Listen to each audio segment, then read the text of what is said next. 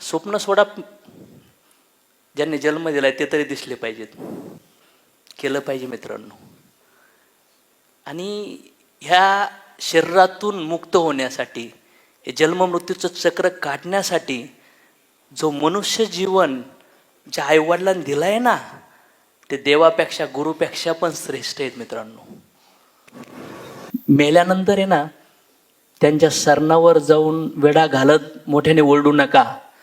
जिवंतपणी त्यांना सांगा, कारण की लहानपणी त्यांनी बोटाला धरलंय, त्यांनी मिठी मारली, तुमच्या पप्प्या घेतल्या, तुमची शी साफ केली, नवीन कपडे आणले, फाटके कपडे घातले, रक्ताचं पाणी केलं.